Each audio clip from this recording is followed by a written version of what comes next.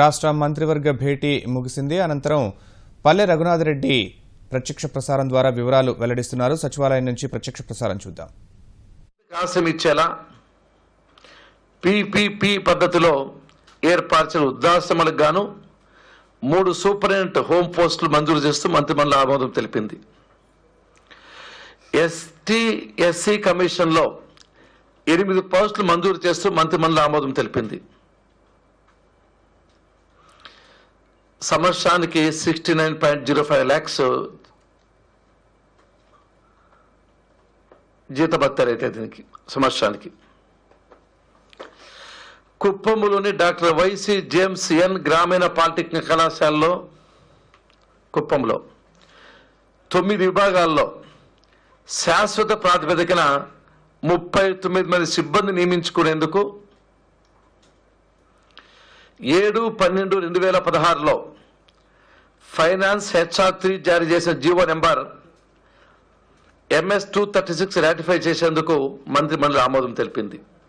Finance HR3 జారీ చేసిన GO MS number 236 రాటిఫికేషన్కు మంత్రిమండలి ఆమోదం తెలిపింది.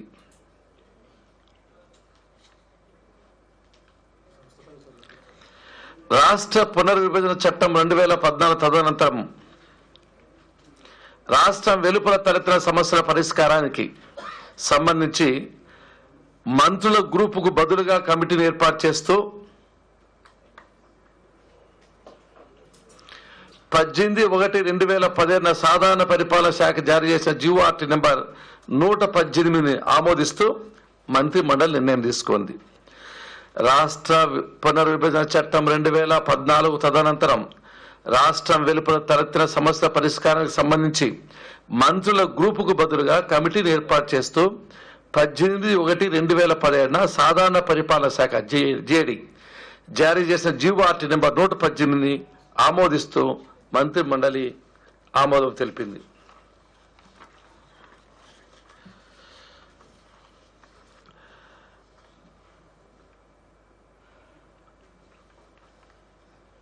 ఏపీ వ్యాట్ యాక్ట్ 2005 కింద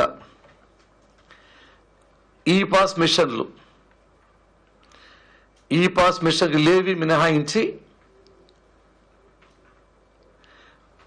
ఇస్తూ రూపొందించిన ముసాయిదా బిల్లును రాష్ట్ర మంత్రివర్గం పరిగణలోకి తీసుకుని ఆమోదం తెలిపింది.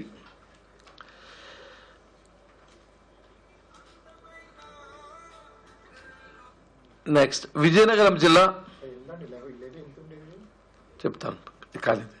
విజయనగరం జిల్లా కొత్తవలస మండలం చిన్నారావుపల్లిలో